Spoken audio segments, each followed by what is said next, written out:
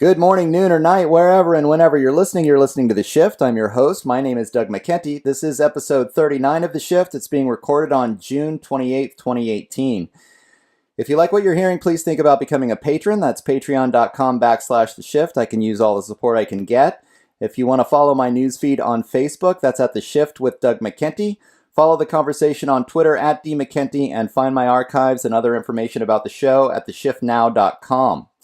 My guest on the show today is Ryan Cristian, creator, producer, and editor-in-chief of TheLastAmericanVagabond.com, a website dedicated to revealing truths that the mainstream media refuses to cover. The site produces a variety of content, including essays on current events, audio and video interviews, as well as the Daily Wrap-Up, a podcast which collates the news of the day from a variety of different alternative and independent sources into a concise 20-minute program guaranteed to keep his audience up to date and informed from a perspective that you will never hear from corporate media. The Daily Wrap-Up has become my personal source for keeping up with current events from a rational yet open-minded point of view, and I highly recommend to those listening to check it out at TheLastAmericanVagabond.com. To top it all off, Ryan operates the online radio station WKUP The Shift, which hosts a wide variety of content, including music, as well as other alternative podcasts that will take you as far down the rabbit hole as you are willing to go. Ryan's personal journey began with a passionate belief in cannabis legalization, but after pulling back that curtain, he realized the puppet master has strings attached to many important events that affect all of our lives in very serious ways. Though his podcasts often focus on politics, economics, foreign affairs, and other current events, a deeper look into the website reveals an understanding of the more esoteric philosophy that motivates the actions of a controlling elite. With us today to describe in greater detail an editorial philosophy that goes well beyond the left-right paradigm is Ryan Cristian. Thank you for agreeing to this interview, and thanks for doing your part to help make the shift. How are you doing today, Ryan?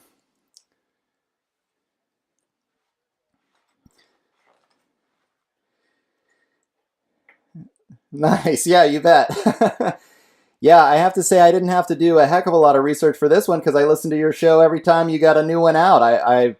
I don't even know. I discovered it a few months ago, and before that, I had to read 10, 15 articles a day to stay informed, and then I noticed that, hey, this guy is reading these articles for me and then putting it together inside such a great format that, and with such a great point of view. I mean, I actually really appreciate your commentary as well.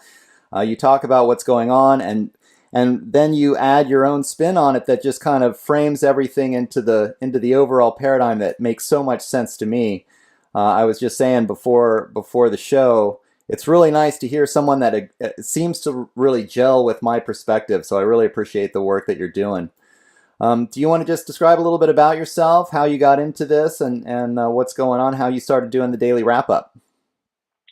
Sure, yeah. I mean, really, the whole thing started a long time ago, and I really never imagined it was going to develop into what it did, as I'm sure a lot of people in this line of work kind of just, there was a point in time where we all have our kind of awakening and kind of, this shift, this jolt, which is, I'm sure why I use that term as well, like away from just all of the propaganda, all the manipulation, and you just wake up one day and go, okay, yeah, something's off here, Right. And I decided I'm just going to start doing something. I can't just sit here and do nothing. And, kind of, as many of us are, just average people who just kind of rose to fill this gaping void of integrity left by the mainstream media, and just started kind of writing. And it was just a little random blog, and I was traveling in my RV around the country and just kind of doing it on the side. Mm-hmm. And then eventually just kind of gathered steam. And really for me, it all kind of started, like you said, with cannabis well before that, where, I've always been an avid supporter of just kind of general freedom in that right, where I always thought it was wrong for them to tell us what we could do with our own body. Well, sure. Before I've developed my understanding of my own political beliefs. And as I began to research that, it just blew me away how easy it was to just kind of just scratch past the surface and go, wow, like we are being lied to. It's not even that hard to find out. Right. It's right there. And so that kind of just, I really saw the kind of, like, as I call the marijuana movement, or any other terms, this kind of rise in awareness of marijuana as kind of this, it was like people were looking for something. We were all like just desperate and thirsty to find something. And it seemed like a lot of people latched onto this movement. And it really did show me that truly, as kind of naive as many people think it may be, that when we all kind of truly come together and see past the divide that's being forced on us, we really can make things happen. And that's a clear example. Look at what happened. I mean, the federal government still is holding on to the reins and saying, no, it's illegal, but half the country is saying it's not, which also shows you we don't really live in a democratic society, like they say. Right. But I saw that as a way that people were like, it's not just about cannabis, right? I mean, we can make cannabis this focal issue that people can grab onto, but it was about rights, constitutional rights. It was about justice, about realizing that there's more around this than just cannabis, but we can use that to progress this concept of freedom and liberty that we've seen to kind of lost touch with over the years. And I think that's all part of the agenda. The dumbing down, the pacification of us through many different mechanisms to make us forget that we do have a right to these things, and we don't need this nanny state to tell us what we can and can't do on a regular basis. And from there, the site just kind of blew up and got attention. And I recently started doing the daily wrap up because I just realized that it's frustratingly enough. I mean, I'm a writer. I've always been a writer, and frustratingly enough, people don't read that much anymore. Right. It's all about the videos, and especially the short videos, which even more frustrated me because I'll do these 2-hour-long interviews, and people don't want to watch it. So I said, okay, what can I do that's going to reach the average people? Because that's what it's really about. The average people, not just talking amongst the people that we already talk with and going, yeah, we all agree. It's about reaching the people that don't know yet. So I decided to do this short video where I kind of pulled together everything that I thought was important, not just the popular topics, and gave it to them on a platter and said, look, but do it, research it for yourself. Don't just take my word for it. Here's what you should look at. Go out and research it. And I think that's what people need to do more of, is come to their own conclusions, Yeah, I love that about the show. I mean, pretty much every episode you tell people, hey, don't take my word for it. Go look this stuff up for yourself and come to your own conclusions, just like you just said. And that is, I actually find that perspective to be a big characteristic of this alternative movement, or I like to call it the truth movement, because, the mainstream media, or even if you go farther than that into the scientific world where you've got the guys in the white lab coats that are telling you, this is the truth. And if you disagree, I mean, the vaccine issue is classic. If you disagree, then gosh, you're practically saying no to the word of God. Whereas, from my perspective and from your perspective, it's like, hey, this is the best that I've been able to do. I've been able to do this research and I've come up with this. So, why don't you try to do your own research? Here are my sources. See if you can come to the same conclusions I do. And if not, then let's have a conversation about it. I mean, it's hard to figure out what's going on. And you're getting bombarded with so much different information, especially from the mainstream media. Gosh, I go to Google something, I get 100 hits from the mainstream media, and they're all giving you the mainstream narrative. So, again, like to have something like the Daily Wrap-Up that's there to just show you from this alternate perspective what's going on is awesome. But go ahead. No, sorry. I just think civil discourse is something that has just completely disappeared today. It's become this extremely, and obviously, very clearly intentional, very hyper polarized, like it's right or wrong, black or white. You're the enemy. We're on the right side. There's no middle ground anymore where we can meet in the middle and say, well, here's what I think. Here's why. Here's what you think. Here's why. Okay, let's understand each other's perspectives and let's have a conversation about this. And that's what I try to promote is people, if you disagree with me, just like you said, let's talk about it. Tell me why. Don't come out and call me names in the comment section. Be like, here's why you're incorrect. Here's why I think that. And if you're right, I'll be like, well, darn it, you're right. You convinced me. I'm not afraid to do that. It's all about evolving our opinions. They change all the time. It's not like, that's what I get angry about. You see that in politics where somebody will, change their stance, and flip-flopping is very frustrating because we know they lie intentionally, but people's opinions evolve over time. That's the way it should be. And it's almost been framed as this negative thing. So there's definitely two sides to that, but that's just disappeared. Debates don't even happen that way anymore. It's all so structured and controlled. Very frustrating.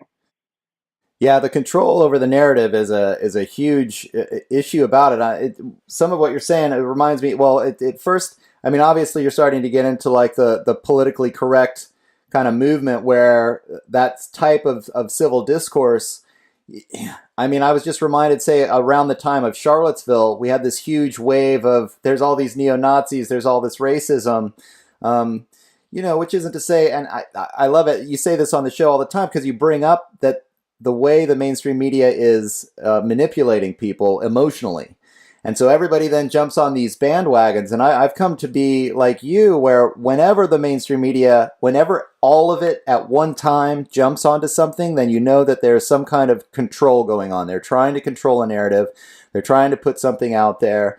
The racism issue is like that. And then we're not having civil discourse. Like, another thing I wanted to bring up with you, I'll just throw these out and then you can pick it up where you want, is I thought it was outrageous about the Mueller investigation and the Russian, the Russian hacking, and how the Facebook, they post all this stuff on Facebook. And after all of this, they're kind of trying to imply that they hacked the election and they got Trump to win, and they meddled, the election meddling. And then I think the most recent thing the mainstream media just tried to push was, well, they were just getting on Facebook to be divisive, just to throw out all this crazy stuff to divide us. And I'm thinking, well, the mainstream media does a great job of that already. Why would the Russians have to do it? The racism issue is good. And you've also recently covered this immigration issue, which of course none of us like to see these families being separated. But this is, as soon as that narrative is thrown out there, then you're not having a conversation. We're not really ever having a conversation about racism. We're not really having a conversation about the immigration issue. It's always, oh my gosh, you're a Nazi, we hate you. Everybody's jumping on these bandwagons. And really what I'm seeing is the narrative is being controlled and it's divide and conquer. So this is all just part of the plan, like you're describing. Yeah, absolutely. It's just moral outrage, orchestrated moral outrage, Mm-hmm. which, like I just wrote about, it just completely circumvents your logic. Which we all know. Like I just said in my recent article, that in your personal life, you have something happen with it, like in a relationship, you hear some salacious lie or something, and we freak out about it. We fly off the handle, and then, oh, I'm sorry, I overreacted there. And it's like, that's a little microcosm of what's happening today. We overreacted. We allowed our emotions to overcome our logic. And Mm-hmm. it's exactly what's happening constantly in the political field today, where people are just screaming, like you just said, at each other about emotions and about, that you're wrong. That's what it comes down to. Like you said, it's not even about the issue anymore. It's about proving that they're incorrect and you're right. Right. It's just moral back and forth. And Yeah. it's so contrived and it's so obvious. And, the Russian thing is such a clear example of how the facts just completely are not even involved in it anymore. It's incredibly frustrating to see how that continues to progress and how they just kind of sidestep into the next, realm of, like, recently it's been all about how Russia's trying to manipulate and all, they're building up their military and the United States has to combat it. And it's, I've always said it comes back to the military industrial complex and finding ways to keep us distracted so they can keep building up the military and so on and so on. And then all of a sudden, Mattis just recently kind of just sidestepped and said, "Oh no, but they're not actually doing the military. They're just trying to attack our moral authority." Right? It's like, well, Right. wait a minute. You just said for years that they were building their military, and now they're just not. It's like, yeah, how do you just? And people just miss that. It's just because it's like, oh, Russians. They completely miss it. It's something that people need to begin to pick up on, the obvious ways that they manipulate you to avoid the facts. And that's where it all comes down to, is we're jumping right past the factual information because our emotions just overwhelm us, and it's near constant today. Yeah, I mean it's hard to fathom and there's so many places to go with this. One of the things I did want to talk to you about, I know you did that interview with James Corbett about social engineering. I think this was a big step for me. Like, all of us kind of go through this waking up process. I think it's so difficult to understand the amount of control that the big money powers really have. And I totally agree with you. I mean, when the country is spending some $1 trillion a year on the military, then the people who are making that money have billions of dollars to buy media outlets, to control politicians, And I mean, after you live with this for 100 years or so, I think this is what you end up with. It's just insane. And so the social engineering is really a big factor that you covered with James Corbett, about how they've gotten such control over the media that a lot of this is a long-term plan to manipulate the public. Do you want to go into that a little bit? I mean, I actually think it takes a little bit of work on the part of individuals to break away from that. Like, again, I think we're basically brainwashed by growing up in this system, and to get out of it, it's not like once you step out of it, it becomes obvious. But while you're in it, it's very difficult to make that transition as a result of this meddling, this engineering that's going on. Yeah, I completely agree, and that's kind of what I aim everything I do at, is reaching those people, because that's the hardest step for people to take, and it's a minefield today of already kind of controlled opposition to catch those people before they actually reach people like us. To get them on the way out and be like, oh, let's guide you right back into the problem. Right. But the social engineering is so profound today, and and this shouldn't be that hard for people to understand. Bernays is always a good person to research people out there. Edward Bernays, and kind of the father of propaganda, and how they really have been doing this for advertising, for any number of things for decades, even longer, most likely. And we have to realize how it's being used. And even if you'd like to believe that it's from like a place of good intention, which it's clearly not, but it's being used against us to guide us in a path that makes us more pliable and more manipulatable. From education and indoctrination, essentially, all the way to where we are today, watching our TV and, the things we see on signs and our social media. All of it's being used to kind of cultivate this very specific society that's easier to control and lead us towards very specific ends. And, James Corbett, like you said, I recommend anybody dive into his work if you're not familiar. He is just fantastic on the depths to which he goes with that. But like we kind of touched on before the show, the two-party paradigm, in my opinion, is the most pure example of exactly what that kind of it's social engineering in its prime right now, where we are being pitted against each other with this false divide, when the reality is the real people behind it all are very fully aware that there is no divide. They're all aiming us towards the same direction. So they give us these two fake concepts to argue amongst each other about, while they're both ultimately guiding us in one direction. That's what it comes down to. It's, the problem, reaction, solution concept of the Hegelian dialectic is a little oversimplified, but that's the best way to put it. Is it's this, they create these problems for us. They allow us to react to them, and then they provide a fake solution that's already been decided years ago. So we all think we're making our own choices, and we're stumbling over each other to go where they want us to at the end of the day. And it's very contrived, and it's something that, it's until we can begin to pull back and see that for what it is. And really, once you do, like people like us, once you finally stand back, you go, wow, how did I ever fall for this in the first place? Right. It's just so ridiculous. You watch mainstream media today, and it's like watching a cartoon. Like, it's so obvious, but that's what it takes. You have to finally pull yourself out of it. And once you do, you can make progress from there, but it's constant work to avoid this stuff on a regular basis. And that's why we have to constantly be ready. It's hard to realize that when I say question everything, it's people go, I don't want to live like that. And it's like, well, that's the world. We don't have a choice. That's the way it is today. And so we constantly have to be asking ourselves if what we're looking at is simply feeding into this social programming that we constantly have to avoid. Yeah. Like when I first started getting into this, it was 9/11 that kind of woke me up. And I remember the first thing that I heard was Alex Jones talking about it. I thought, this guy is completely nuts. And then I started to do my own research. And I researched it for years probably before I was like, no, does not make sense. What they're telling me just doesn't make sense. And it's like now I look at it, the buildings fall straight down into their own footprint. It's physically impossible without some kind of demolition, and that's the big thing now for me. That's very obvious. But then even after that, for years I would be comparing and contrasting the alternative or independent media with a CNN article, or I would go through and I would be like, what's the source for CNN? What's the source for the Washington Post? What's the source for this, New York Times article? Versus something that you're getting at the anti-media, or now they're like Mint Press is doing great, or Consortium News. There's even some bigger, some journalists that have fairly big names that have broken away from the corporate media, realizing just how false it is, the whole reality there, that have started their own independent sites.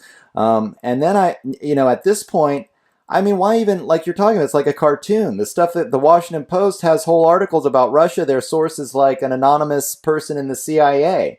And they build this entire narrative off of this, and they have no actual real source material except for this, and it's just crazy now. Now why even look at that stuff? It's garbage. They don't even do real investigative journalism as far as I'm concerned. They just get fed these narratives, and then they promote them and their corporate propaganda at best. Right. What happened to two sources, right? I mean, this Yeah, classic concept of journalism just totally. went out the window. It's like one guy from the CIA that we haven't even really met is telling us this, so we're going to report it without question. It's pretty ridiculous. Well, and then it becomes a meme for 6 months. Like they won't drop the stuff. It's like, wait a minute, what, and so people even forget. I mean, and again, this is where the left right paradigm plays in. Like this Mueller investigation, I know I have so many quote unquote liberal friends or progressive friends, and they want Trump to be guilty so bad that they just, they're like, no, Mueller has all this, there's all this evidence, he's indicted all these people, and you're just like, where are the sources? Where's the actual evidence? And they just can't see it because there's been article after article after article pretending like it exists. And you have to actually go all the way back to the original article to find that there was no source in the first place. This was just speculation that built and built and built until it's like this. I see it as, actually, if you'll recall the Vault 7 releases that WikiLeaks did, they talk about meme warfare. Like they actually found in this Vault 7 release the CIA documents that disclose that the CIA engages in meme warfare. So when you hear, well, the term conspiracy theory, we have primary documentation that shows that comes right out of the CIA. But when you hear something like fake news, it's like, oh, what is that? That's a meme that just gets pushed as a narrative. And it's, again, like we're talking about, once you see that this is how it operates and that the mainstream media colludes in this narrative and building these memes, and then they just go on assuming that the meme is true when there was never anything to it in the first place. Excuse me, I hit my mute button, which is a perfect example of the social programming, right? Mm-hmm. I mean, that's exactly what it comes down to. These things are planned out decades in advance. Like the conspiracy theory aspect is something that is basically common knowledge today, and people just disregard it, even to the point where they outline proper responses when you question the theory. You know what I mean? Like it's all laid out in there. So we know that they create these memes with the intention of, whether we even buy into it officially or not, it's meant to keep us at the very least distracted from larger things. Yeah. And I think it's also important for people to understand that people like the Washington Post or New York Times or even someone like Alex Jones, who I kind of lump into the same category today, they do still give you some bits of truth.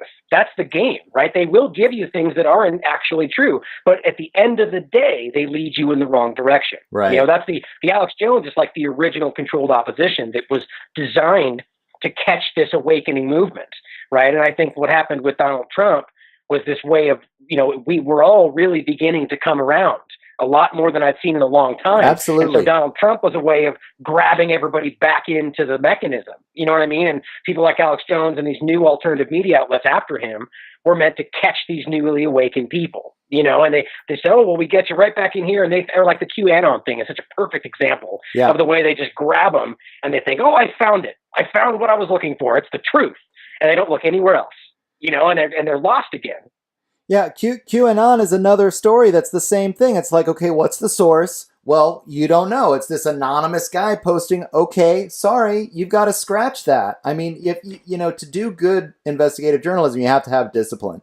It's just like anything else. You can't pick and choose. You can't say, I want Trump to be a good guy, so I'm going to imagine that QAnon is telling the truth and Trump is really playing 4D chess against the deep state, and he's going to come out on top. I mean, and this is another, just like with the Mueller investigation, where my left-wing friends all just so want Trump to be guilty, and we're going to get this Nazi impeached finally out of the White House.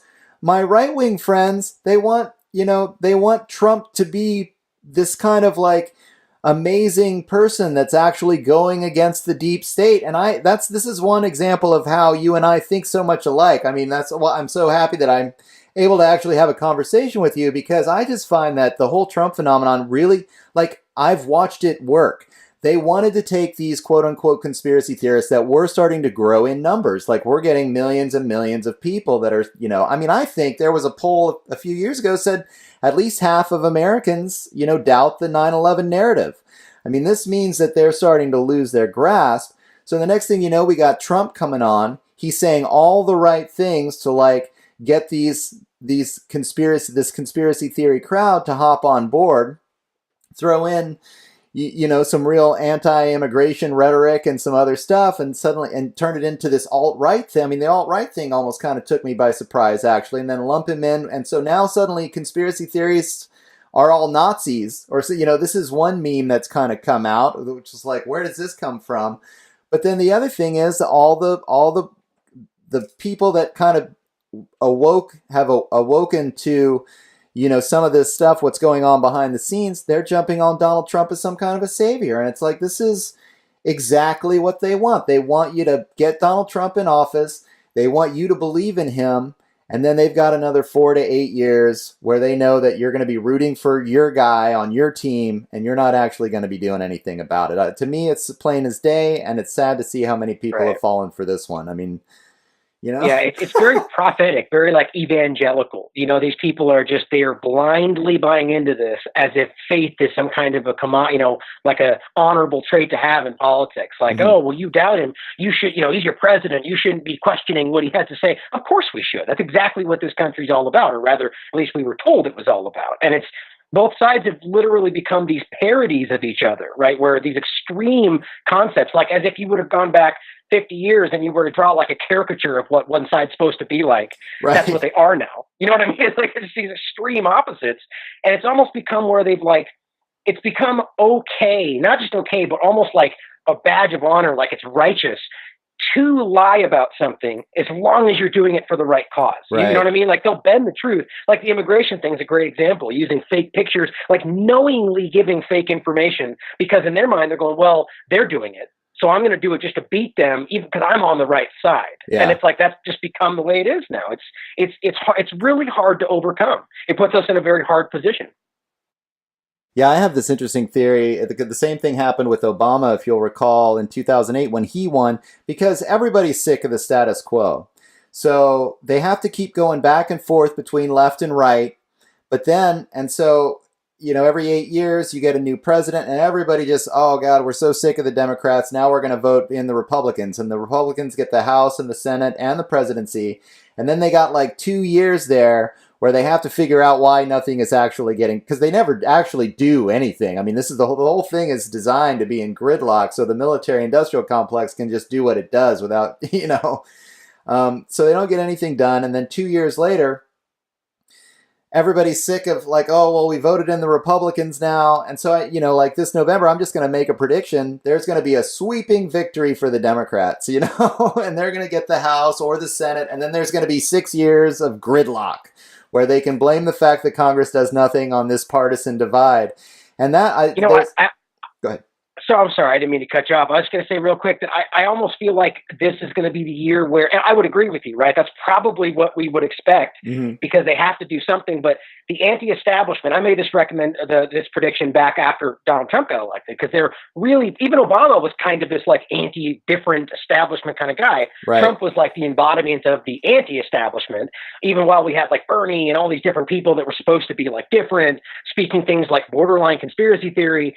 I bet you this is going to be the year where they give us something new, but it's going to be another dressed up anti-establishment candidate. Sure. But ultimately fulfills the exact same agenda, right? Because I think you're right. I think people are more so than ever, at least beginning to question. I mean, Donald Trump feeds that too. He pretends to be this anti-establishment guy. Totally. So all of his base, it thinks they are, even though they're Republican. They're gonna feed that into this new kind of maybe like almost like semi-Republican-esque, but anti-establishment, right? Libertarian, just off the cuff. And so, maybe that's what we're going to see. I mean, that's kind of where my mind goes. But I would bet if it's not that, you're right. It's going to be a Democrat, but both of them are in the middle now. It's going to be something right in the same little pool of like Democrat, but I'm not. I'm anti-establishment. You know what I mean? That's what I bet. Well, I wouldn't be surprised at all if a lot of these Democrats that are running are, well, I mean, certainly they're going to pretend like they're Bernie Sanders supporters. I mean, Bernie, and the news is going to talk about how the Democrats are going farther to the left now, and that they're true progressives, and people are going to jump on that and think, oh, I'm voting for something different, just like they thought they were voting for Obama. Obama was something different. He was going to change everything, the first African-American president, I don't really know. Gosh, I mean, that's where the left-right paradigm is so powerful, and people just need to it's like they just need to get over it.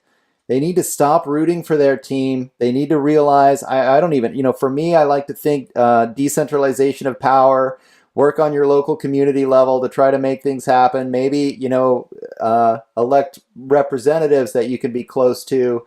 that might actually be honest in Washington, D.C. But I mean, this whole making the president, I've also gotten to a place, I just don't think the presidency has a whole lot of power. I look at it as a front person for an organization, and we don't really know who owns the organization or who runs the organization, but I think, at least I feel pretty positive that the front man for the organization is someone that they hired for the job. It's not someone that we voted in because of their policies. Whether they're aware of it or not. Yeah. I often argue that Trump is probably a puppet, like that actually thinks that he's trying to do things, sure, but he's just simply being handled to some degree. Right.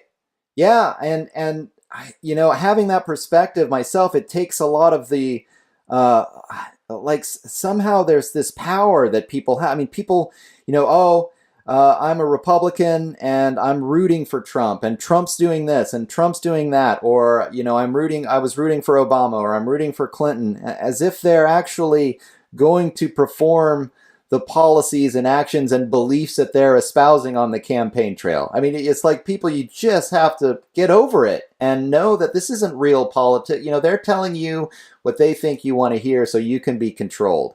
It has nothing to do with real policy or making any real changes. And if there's something that I can get across with this podcast, I think you're doing the same with the Daily Wrap-Up, is just try and get people out of that mold and start saying, hey, there are other forces at work here, that we have to start paying real attention to if we're going to actually make change. And arguing for or against a certain stances that a certain politician is making in front of some cameras, I mean, that's not where it's at. Well, just look back. How many years can we look back? Obama forward is an easy way for people to wrap their minds around, but how many years do we have to have where they say, here's what I'm going to do, and then don't do it. Here's what we're going to do this time and not do it. Here's what we're going to do. It's like they claim, oh, well, that's politics and it's back and forth. It's like, but so then at the very least, it means that it's broken. Like, so none of it's working. So let's just keep doing it over and over. Yeah. It's like, I don't get it. And I think people just like to win. I just think they want to be like, my guy made it this time, so I get to be on the right side this time. Yeah, that's what it comes down to for me. I think there's no question that there's something primal in human beings that they want to be on the team and they want their guy to win, and that's why it's so easy to manipulate people using this left-right paradigm. It's so hard for people. I mean, I try to have everybody that I have a political conversation with eventually will get to their bias on the left-right paradigm, and I will try to nudge them just sort of gently into saying, well, I don't really think it's a left-right thing, or let's look at this, or I do the same thing that you do, which is fascinating, which is like on my Facebook page, I'll be posting something from Caitlin Johnstone right next to something from the Ron Paul Institute, because you're like, okay, my left-wing friends, my right-wing friends, can you see that they're actually saying the same thing now? If we can get past this facade, then we can start working together. But it is really challenging because people are so used to rooting for that team. Yeah, so do I. What's interesting about them is, like, you made a good point there, is that I often even it surprises me that people like Caitlin Johnstone or these kind of types they still manage to associate with the one party. But all good for them. They like that. But it's people like Caitlin Johnstone that people need to emulate. That regardless of what party she supports, she's very clear. She's pointing at Democrats too, saying these guys are crazy. Yeah. You know what I mean? Like, she very clearly has a grasp on what's really going on, but yet she still decides to associate with the Democratic Party. So good for her. But right. I almost wonder why they still do that to some degree. But you're right. I mean, there's a lot of people now that have found this middle ground, regardless of what party they're on. It's like this new party in a lot of ways. Mm-hmm. We need to just get them together and create our own party and drive it that way. But I think the system's so broken, in my opinion. I'm a no voter, to be honest. Yeah. I advocate every year for abstention. I think that people forget that abstention, as much as it's branded as this like anti-American thing, it's quintessentially American. The beginning of this country was founded in the concept of, yay, nay, or abstention. I mean, that's the whole point, right? And abstention was a show of many different things, one of which being that you just completely disagree with the notion. Mm-hmm. So today, if we had 90% of the country who abstained from voting, that's a pretty big statement to the world. And I think that's a step that we could try to take. That's what I often advocate for. Yeah, I tend to agree with that, actually. First of all, and this is something that you might want to look into covering, I've done a couple of interviews about the black box voting. You've probably mentioned it before, but Our democracy is fatally flawed. For all that they're trying to talk about, that the Russians did it. I mean, I just did an interview last week with John Brakey from Audit USA, who been for 15 years going around and looking at, literally looking at the election processes county by county to be like, who's counting the votes? How are they being counted? And you find that, well, they're all the votes are being counted by these vote counting machines that are programmed with corporate software that's proprietary. So no one's allowed to look into how they're counting the machines. Nobody actually knows if it's one vote, one count, and then you're going around the country and you're finding, well, this is odd because the exit polls aren't really lining up with the actual polls. All kinds of red flags. The people who vote at the voting machines doesn't line up with the mail-in ballots at all. I mean, wide disparities that should be a red flag that should automatically call for a recount in any kind of functional democracy. And here in the United States, they're constantly sweeping that stuff under the rug. Anybody looks into it. He goes around the country. He says, I've been all over the country looking at this stuff, and I never found any sign of any Russians meddling with any of these elections, but I sure found sign that somebody's meddling with almost all of them, So this is an issue that Americans should be worried about. We talk like you're talking about, we're discussing, do you vote, don't you vote? Well, if the voting machines are all rigged, what difference does it even make? And how is that a left-right issue? Like everybody Right. we need to be on top of our democracy first and foremost. We all got to get together. But I totally understand why you don't vote. I was an abstainer myself until the Iraq War, I thought George Bush and Dick Cheney were so bad that I was like, I gotta vote. I had to vote for John Kerry, even though I didn't like John Kerry. I just figured maybe if he got enough votes that they couldn't fix it, then maybe he would win. And no, they fixed it. So. But I still think the lesser of two evils dynamic is part of the deception. Just like we saw with Hillary Clinton. Like you could argue, there's documentation from WikiLeaks information that shows that they wanted Donald Trump in there. Yeah. You could argue that was because they thought he was going to lose, but the point is they were both there on purpose. And so it's like, that's the essence of the two-party paradigm. They give us two choices, both put there on purpose, and regardless of who we pick, it still progresses the same agenda. So that's part of that biggest problem. And this is where I tend to get much more pessimistic than I seem on a regular basis when it comes to, I don't think we've have a democracy. I could even make the argument that we've never had a democracy. Yeah. But the way it comes down to in that voting, like you said, is truly, if this is all it comes down to, that we have to just stand up every 4 years, check a box and sit down and be proud of ourselves because we are part of a democracy, it's broken in the first place. But then you factor in, like you said, voter fraud and super delegates and gerrymandering and all these different things that are designed to give the control to a very isolated group of people. It's pretty clear there's 1,000 different control mechanisms along the line. So even if we find a way to get in there and make a change, they have a lever down the line they can pull and make sure that it comes out the way they want it to. Mm-hmm. And just like you pointed out, those machines, there have been people who have testified in front of Congress. A man that was, and you probably haven't seen that interview where he designed these machines. He testified saying that they've been manipulated, and yet we're like, okay, check it down, manipulated. Next year, no one says anything. We just carry forward. It's crazy. It's unbelievable. It's unbelievable, Brian, that you can, and I'll show people this. I've shown people that guy testifying in front of Congress. I'm the guy that wrote the software that fixed the election in Florida. Saying it in congressional testimony.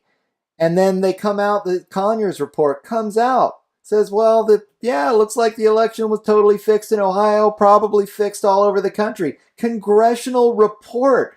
What did they do? Nothing.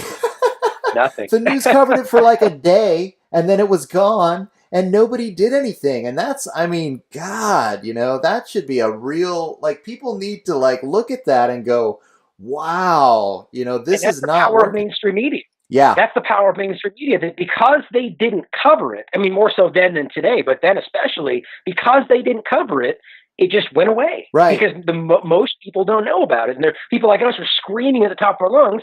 And then you get the average guy that goes, well, that can't be true because I watched the news tonight and it wasn't there. Yeah. It's like, oh my God. Well, it's crazy. I think part of, and this took me a while, like I've described, it took me a while to really recognize this, because you don't think the powers that be can control the media to that extent. Everyone's looking around, they're going, well, there's, there's 200 media, there's 400 media companies. They don't, and first of all, most people don't really recognize that there's 5 companies that own all, 85% of the media that we ingest, 90% of the media that we ingest. But then on top of that, they don't realize the level of collusion that really can happen behind the scenes to make sure that these narratives can get pushed. It's just so impossible for them to think that Fox News and MSNBC are actually working for the same people, that they're not, they're just giving you 2 sides of the same coin, and they're pushing these same false narratives. And it's just, it is hard to believe. It's taken me a long time. There was recently a meme, I think you may have discussed it. I think it came out in a Global Research article initially. It was on Zero Hedge and some others, where they showed the corporation, the major media companies, not just the 5, but all, like all the different newspapers and all the different media sources. And then it showed that their CEOs and the presidents of these companies were all members of the Council on Foreign Relations. And you're like, oh, well, so here you can see that they all go to these, CFR meetings, and they collude on the narrative that they're going to push. And if the journalists don't push it, then, they get forced out. And that's how, the thing is, that's how censorship works in this. It's not that all the journalists are in on it. And it's not even that all the editors are like in on some big conspiracy, but the presidents, the CEOs, the owners of these media companies, they are actually colluding. They are in on this meme fabrication and this pushing of these narratives. And so, the journalists at the bottom of the heap, they have to do what they're told, or they're going to lose their jobs. The guy I was talking to last week told me he worked with a journalist who was covering the election fraud story. And that guy lost his job. They told him, if you don't stop covering this, then, we're going to fire you. He lost his job. Another guy that I interviewed, the journalist was killed. Mysteriously suicide, just another mysterious, suicided. Yeah. I mean, I hear these stories from these guys. Like, this is how the mainstream media is manipulated, and it's giving everyone a false narrative, and yet under the guise that it's some kind of free market and we have free speech here, and there's no censorship in the United States, Right. Well, it's willful. It's willful ignorance to a large degree, because people don't want to admit that they're being manipulated. Obviously, it's hard for people to admit, oh, well, I've been misled and wrong for 30 years or however long someone's bought into this. But you make a good point there. We have to understand that it's the same thing I would say about like politics in general, or even like the police state or police stations in general, that these groups and these kind of people have been cultivated. Specifically, when you talk about things like the CFR that control these things, they've been cultivated so long that, like you said, if you don't do it, you're fired, get the next guy. Yeah. And you put him in with the express understanding that, well, when it comes down to it, you do what I say or you're going to be fired. He goes, okay, right? I mean, that's what these guys are talking heads. So we know that for a long time. And there's 2 big points to bring in. I don't know if you recently saw the CFR, little Q&A they had where the CFR guy was talking, and he openly said that he thinks it's good to have propaganda for the American people. Yep. And it was so annoying to hear him say that. And the last guy basically challenged him, and he just was like, I don't like the last question. Let's move forward. Let's finish. And just ignored the question completely. Yeah. And it's like, just clearly he said something he wasn't supposed to. I think he realized that, And the other thing I think is important that I'm sure you're aware of is the concept of the 2016 National Defense Authorization Act with the Smith-Mundt Modernization Act, right? Where most people still don't grasp that they literally legalized propaganda in the country, which before the Smith-Mundt Act of, I think it was 1946 or 50, I forget the date. Yeah. But the original Smith-Mundt Act made it illegal to use the kind of propaganda that everybody uses on other countries, right? Every country does it, which is why it's hypocritical for people to be calling out Russia. But they legalized this in 2016 to allow this propaganda so literally knowingly being able to put false information on CNN as long as it serves a national security purpose, which could mean anything. So it's like I always say, so that news story you saw tonight, that could be fake, you know, and that's legal as far as that's concerned. And why people can't put just the stuff we've talked about so far in the show, put these things on a plate in front of you, it's pretty damn clear that all of these tools used together are manipulating everybody's perception. It's pretty clear. Yeah. I have gotten to this place where I have realized, I mean, I used to get in these, I actually used to go out into my community and really try to sort of, convince people. I was in a local discussion group. I used to do a lot of work with the local radio station where then I discovered, the NPR people had taken control and they didn't want to hear, if it's not on NPR, it's just not true. Um, but I have put things right in front of people's faces and they cannot, that's when I realized that what we're dealing with is this social engineering. It's brainwashing. These people are not, they are not thinking rationally. Like it takes this discipline. You're talking about two sources. Where's your two sources that corroborate this information before you publish it? And so when I read it, because I have, I just have a background where I understand how to do good research. And so I know, when I'm reading a news article that this is what I'm looking for. And when I don't find it, I'm like, wait a minute, that could just well be a bunch of crap. I've got to keep digging if I want to find the truth. And maybe I have the kind of personality that's just spent the time to do that. But so many people, they don't have the time. It's not their interest. They're not disciplined about it. So they're listening to CNN and they're just convinced, or NPR. I mean, my God, NPR as a source, people swear by it. It comes from the guy. It's not corporate, it's not corporate media. It must be, it must be open-minded and it's so progressive and it's from the government and it's anti-corporate, and it's like, yeah, right. they're all working together, people. They're all working together, Right.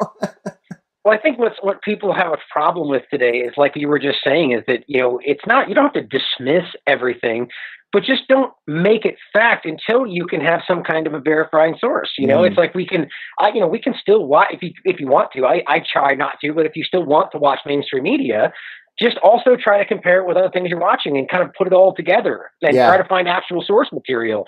I think it's just that people it's easy.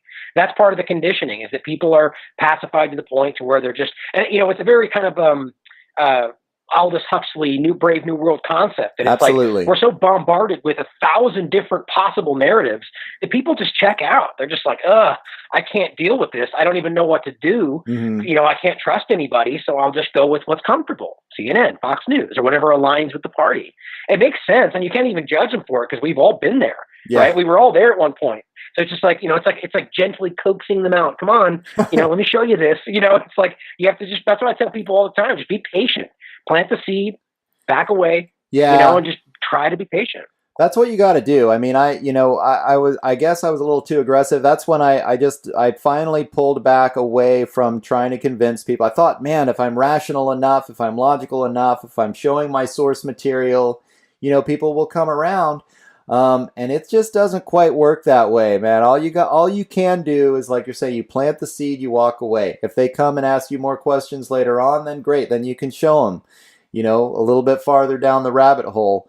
But it's just amazing. I mean, I had a reporter that I was working with for a little while that's a local guy.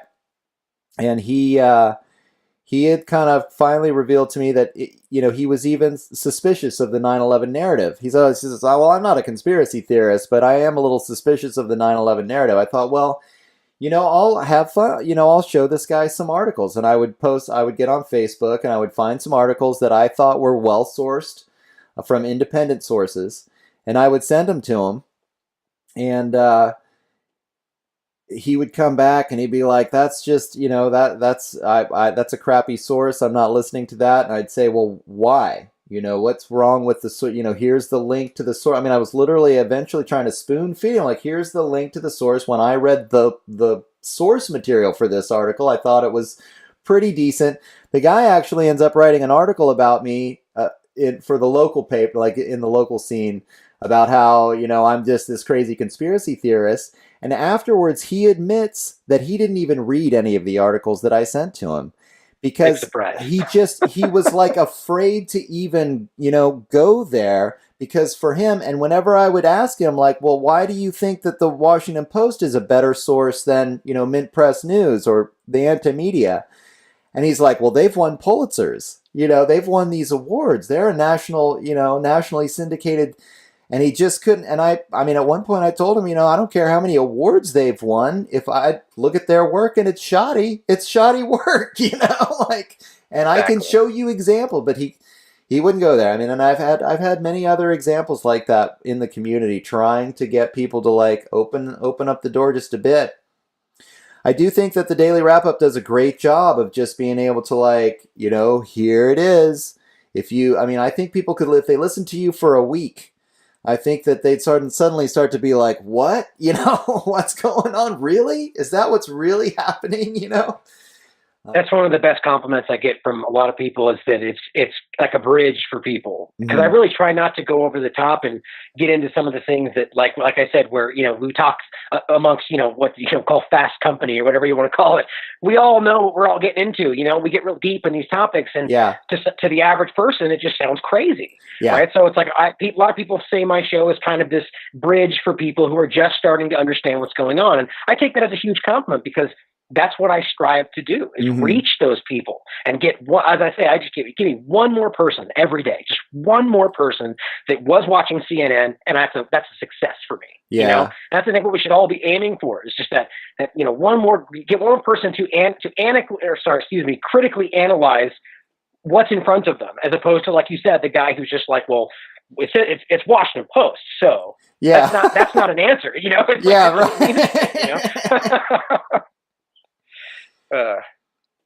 Yeah, it's fascinating, and it's difficult to kind of pry people away from that. They really, it really is.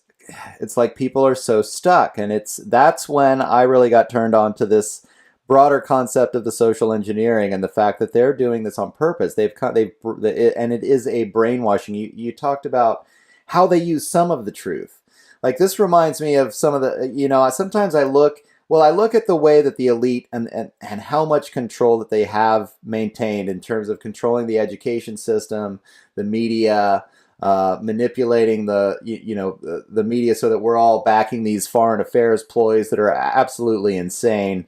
It's a little bit, it's like, well, it is like a narcissist, like being in a relationship with a narcissist. And the mainstream media is basically gaslighting all of us. If you're familiar with that term, where it's like, they don't necessarily lie to you, but they want to get away with something, and they don't want you to know what they're really doing. And they'll only give you enough of the truth that you'll believe the rest of the stuff that they're giving you. And it's like being in a dysfunctional, like we have a dysfunctional relationship with our leadership class, basically. And they're pulling the wool over our eyes, and they're manipulating us. And people don't want to, as you said earlier, they don't want to believe that they've been so manipulated.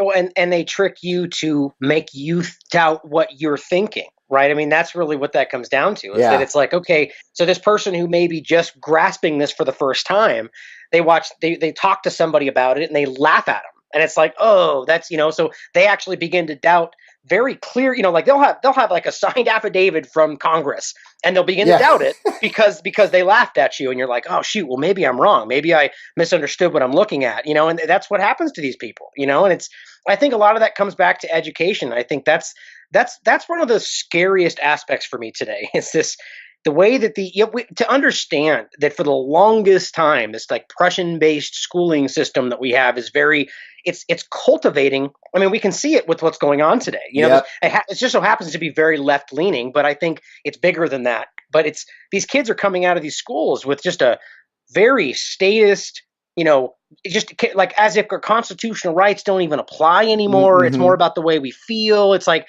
it's a frightening concept. And, you could go into the social justice warrior aspect, but again, I think it's bigger than that. And it frightens me to think about where we're going to be 20 years from now, when they've gotten generation after generation pumped out of these indoctrinated schools. That's a scary concept. And those are the people that are going to circle this one guy who's trying to speak truth and shout him down and make him feel crazy. Yeah. I mean, how do you win against that? It's pretty scary. It is so challenging. I mean, I was told the same, from this, like the same group of people I was in the discussion with. It was constantly like, you just have cognitive dissonance. You can't break away. You're finding what you're looking for, because you're looking for these things and you're going on these weird websites. It took me a while to, I mean, they're even trying to use these psychological terms against me. And then after a while I was like, but I'm showing you this stuff and you won't even look at it. Like, I'm reading your article and then I'm coming back at you and I'm saying, well, I have a problem with this because this source is pretty weak, or, this has this narrative, but it's not really backed by any facts. What do you think about my article? And then silence. Like, they're not looking at my article, and that's like, wait a minute, that's cognitive dissonance. That's when you will not break, out of your paradigm and have no ability to even listen to what's going on. And that's, as you say, I think it's coming out of this school, this indoctrination system. People are taught through indoctrination and not through personal exploration and an understanding of critical thinking.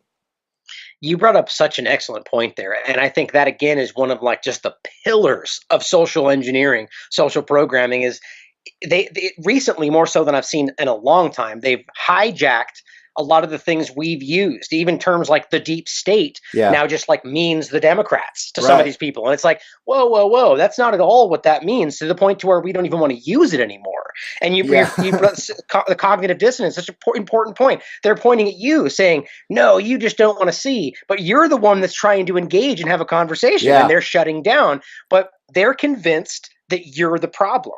I mean, again, how do you overcome something like that? That is the perfect example of just the most deep embedded social programming that's almost impossible to overcome. And I've argued that, I mean, clearly I'm trying to reach everybody possible, but people like that especially ones with, not to be, contradictory or rude to them, but ones with lower IQs or not very analytical, they're almost lost. You know what I mean? Like those people are going to be so embedded in what they think because they've committed to it. It's not even about analytical anymore. It's about because this is what it is. This is what I've grabbed onto. I'm going to be this way.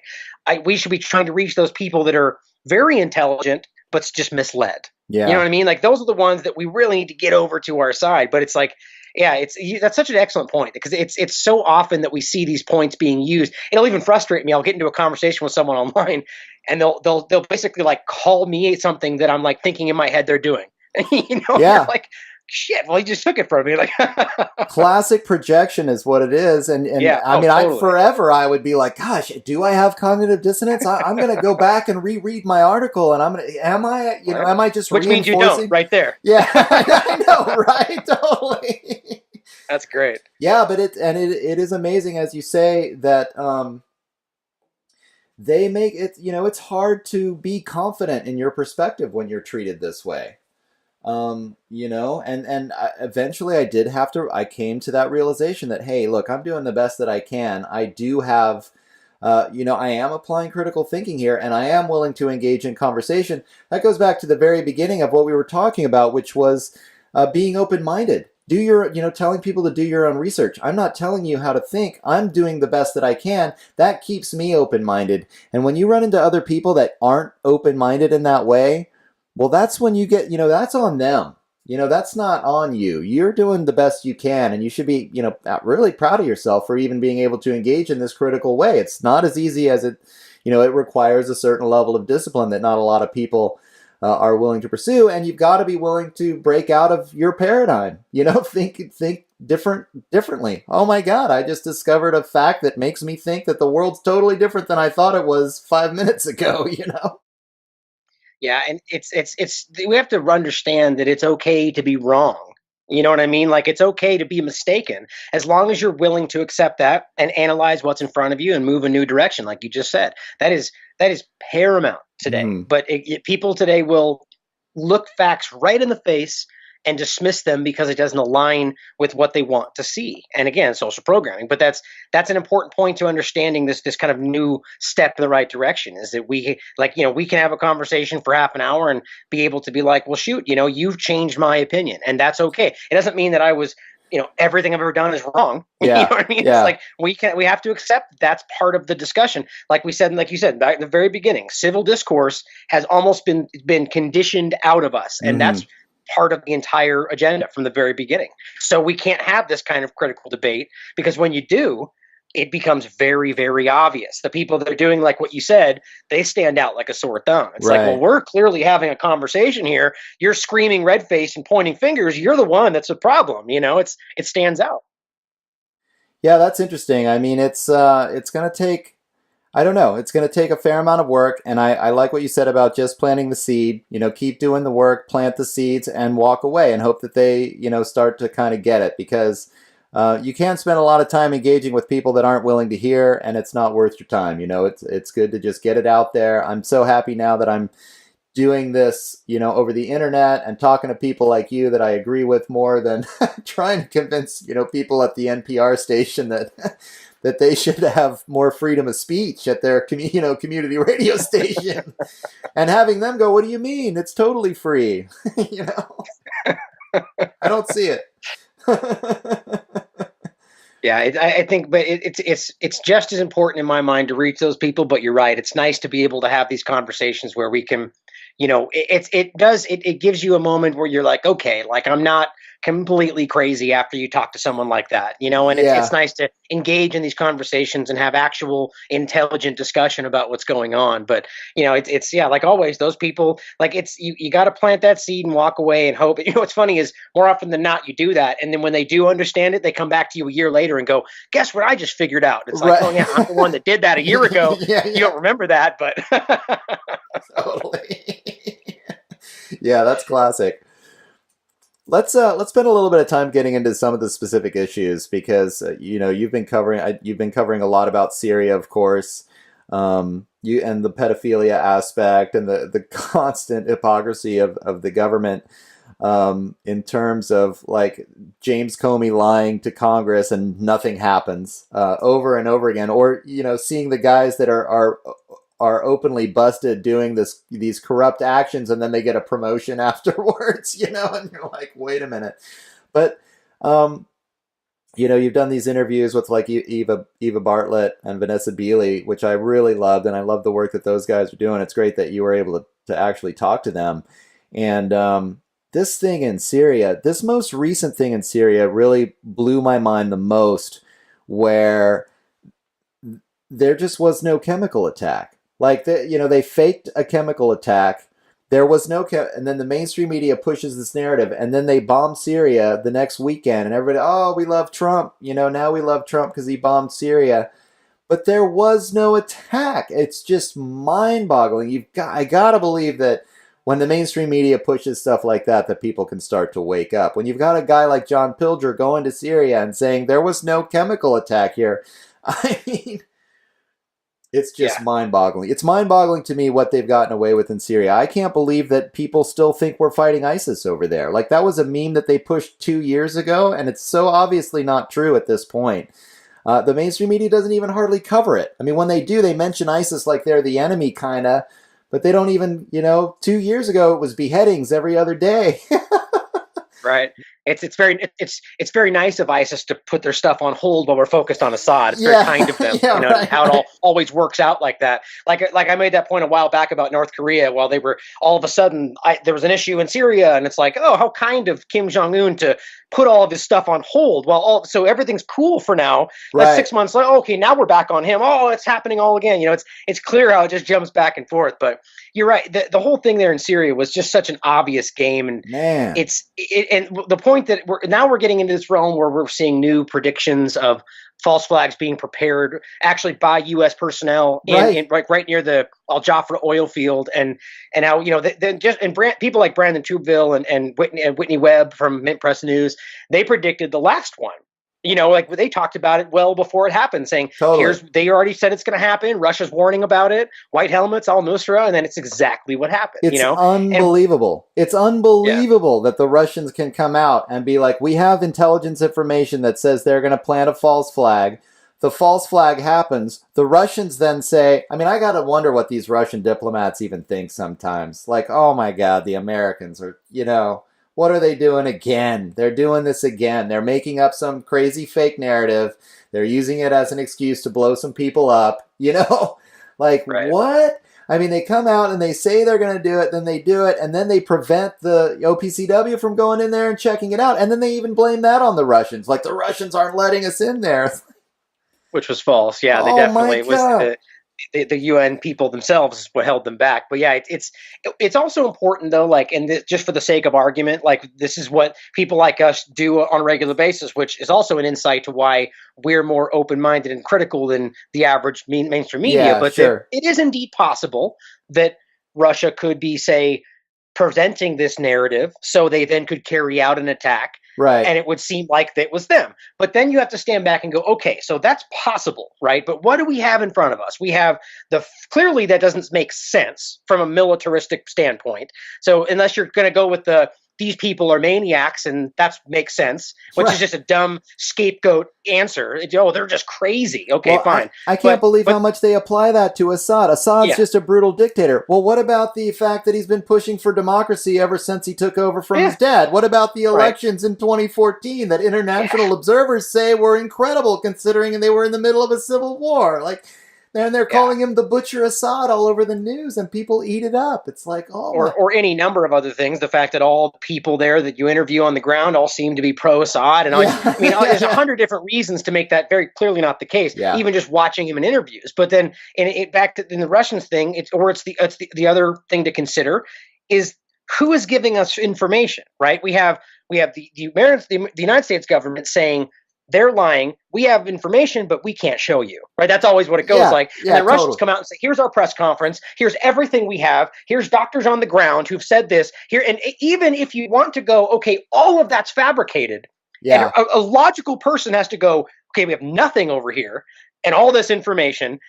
You have to make the decision with what's in front of you. You can't just blindly be like, well, we're the good guys, they're the bad guys. That's very juvenile. You know what I mean? It's like, you can't do that. And that's what we're confronted with every single time, is that we're fighting for good and they're maniac evil villains. So we are, just blindly trust what the government says, even though they've lied 1,000 times in the past 20 years. It's just ridiculous. The thing about it is, like you're talking about, for the first time the Russians came out and said stuff like this, I could go, okay, maybe the Russians are, setting us up. Maybe there's something going on behind the scenes. And I actually get this from a lot of people that I talk to. A lot of people think, well, yeah, the American government does this bad thing, but all governments do these bad things, and that, we're just having to protect ourselves against these other governments that are doing these. And then I look at the so the first time I saw the Russians do something like, I was like, okay, maybe they're lying. The second time, the third time, the Skripal case, the the fourth time, the fifth time, when I'm starting to go, like, I think they're legitimately trying to tell the truth. Like, I think they're just trying to get, let people know what's really going on, and that it's our government that's, lying to us through our teeth, and just counting on the fact that people are going to think we're the good guys, they're the bad guys. And so I think we just have to get past the good guy, bad guy point in general. I don't think I will go with the narrative that all of the governments, when it benefits them, will bend the truth, will manipulate us. I think it just very clearly behooves Russia at this point to be the way they're being, because we're going like, look, they're actually telling us the truth. Even if they're like in a back room going, yeah, we should tell them the truth because it's going to make them look bad. It still doesn't matter. You know what I mean? It's like, it still serves the purpose of showing us that we are being lied to by our own government to serve a very nefarious end that is putting the very people they're supposed to be protecting in danger. Regardless of the narrative or the context around that, there's no way to you look at a place like Yemen. You can't deny the fact that these people, this faux humanitarian cover that goes over these horrendous agendas that leave the very country they claim to be fighting for in ruin. It's just, again, I go back to that concept that even if all of these trail of just decimated countries was all done from this place of like, oh, we're really trying to help these people, maybe we should stop letting them try. You know what I mean? It's like one after the other, just in complete ruin. Libya's got an open slave market. And the very people they tried to, they empowered and funded are the ones running it over there now, these extremist groups. It's just if you can't acknowledge that, like I said, at the very least, that they're not doing it right, then you're being willfully blind to what's going on. You know what I mean? And that's what it comes back to for me. Yeah.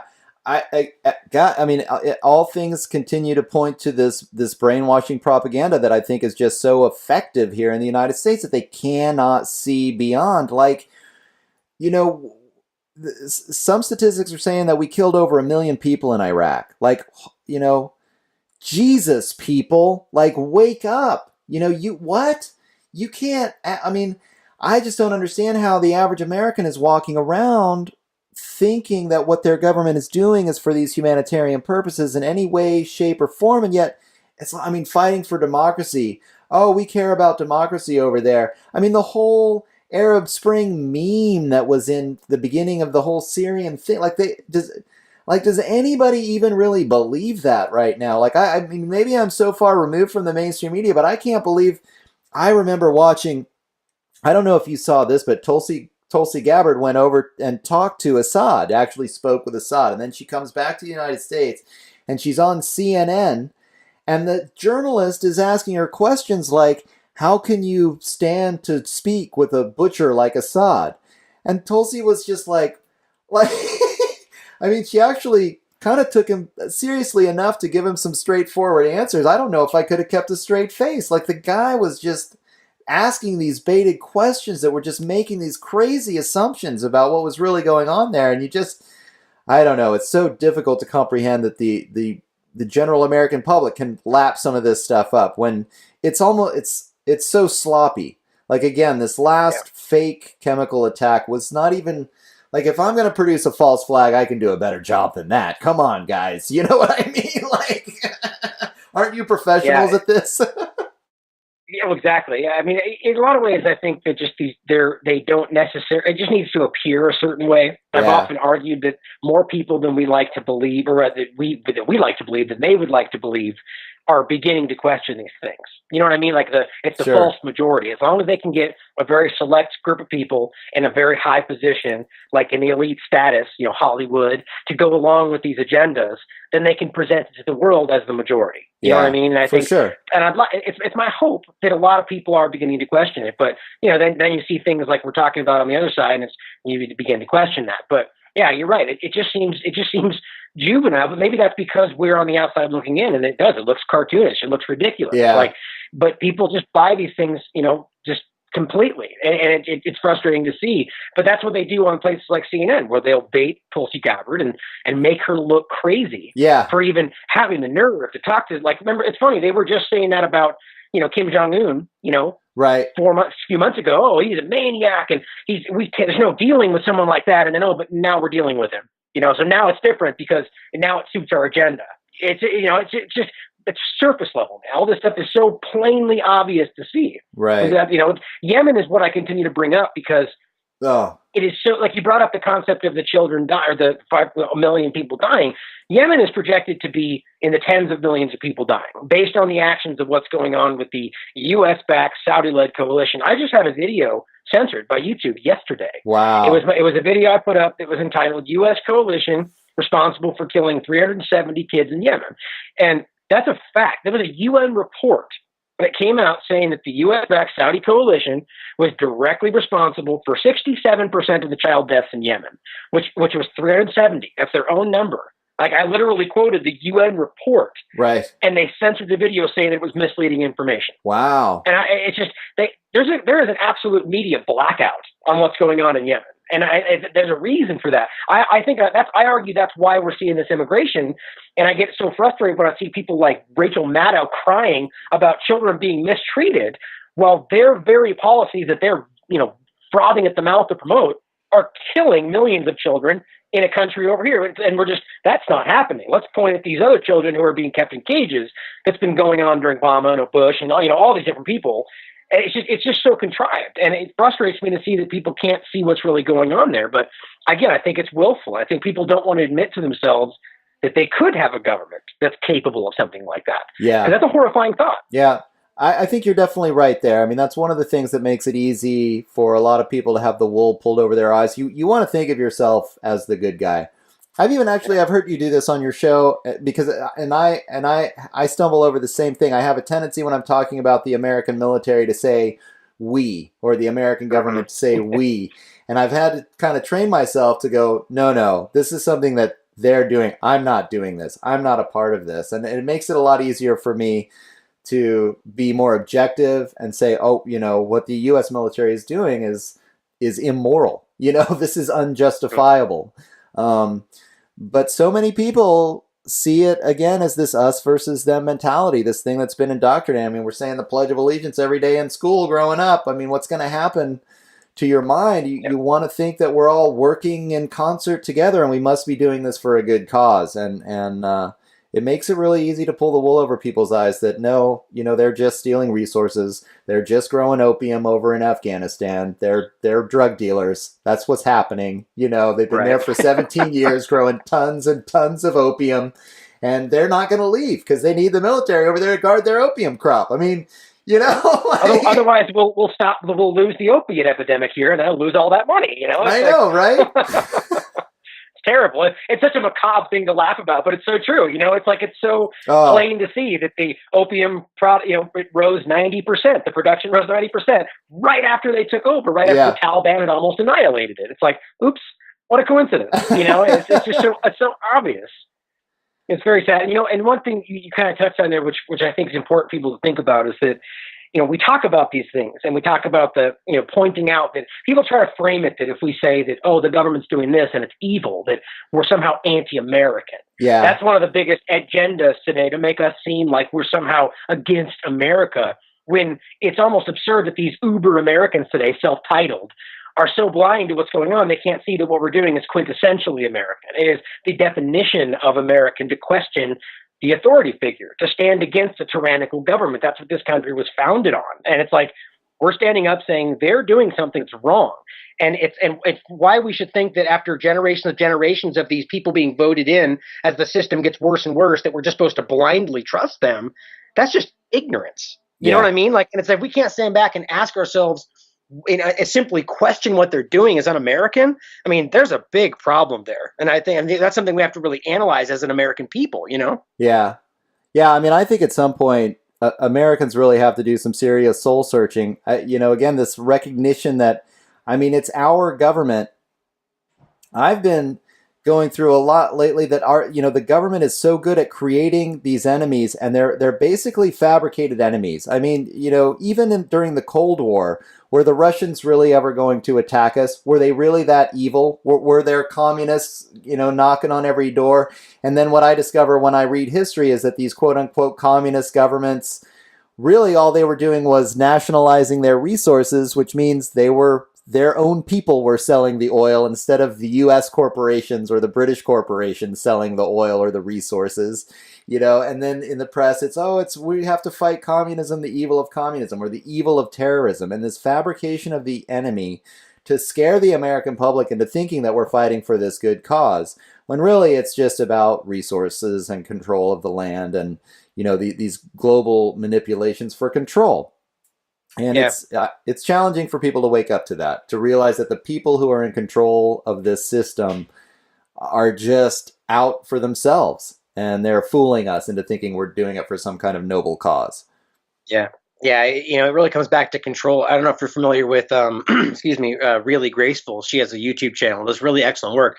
Okay. She did a recent video called What the Mainstream Media Won't Tell You About China. And it's interesting that it's also important for people to understand that it's not just us saying, look, the U.S. government's evil and bad, and it's the first one ever. It goes larger than that. This is about Western imperialism. This is going on well before the United States was established. And she makes this excellent point about how the British government used opium during the Opium Wars to manipulate China at a time when they were thriving. Right. And really, it's kind of like, as much as you may say it was like authoritarian or however it was ruled back then, in a way, they really strived to be like this moral kind of just society. And they flooded them with opium to the point where their society crumbled. And that's why they tumbled to the point where they're, only in the last so many, 100 years or so, they've really started to succeed again as far as, economically in the world stage. Clearly, China's on track to, overcome the United States economically in the world today. Mm-hmm. And it's interesting to understand that this was all fabricated. It was used as a way to break down their society so the British government could come in and manipulate their trade markets that were dominating the world. And it's like they take the same model and they apply it different ways. They have to create an enemy and make it, get the people behind it, and it's like ISIS is a great example today, which we can verifiably show was at the very least funded and controlled by the Western powers. And it's like, like you talked about earlier, that they're maintaining this little, we have ISIS in Syria right now that they're like allowing to maintain there. They won't allow them to go away. They're keeping this little sliver so they can maintain this excuse of saying, oh, well, we can't leave because we have to finish fighting ISIS. Right. Meanwhile, they're overthrowing Assad is the point. Yeah. That's what it all comes back to. They protect him.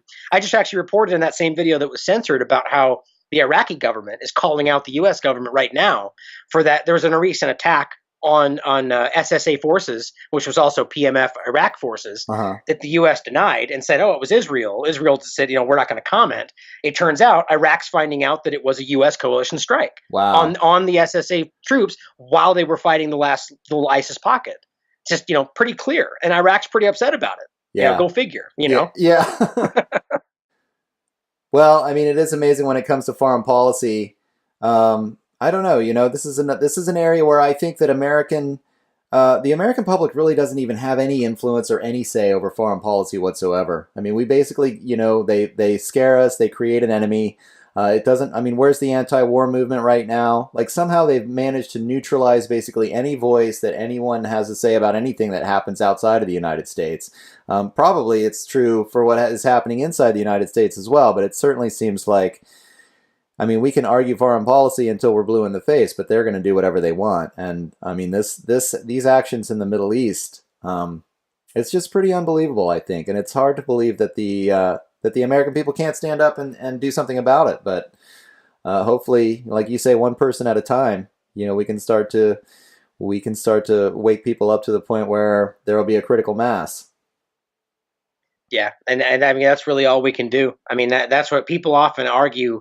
Well, what do we do about it? Give me something. The people want solutions, and it's like, well, there's plenty of things we could talk about, right? There are ways to try to enact change today, try to affect change, whether you're talking about, actually getting involved in politics or protesting or whatever. But truly, we can't really do anything until we can get more people involved in what's going on. But honestly, sadly enough, I hear from a lot of older, activists from a long time ago that say it's always been like this, that you're always fighting to get the people in.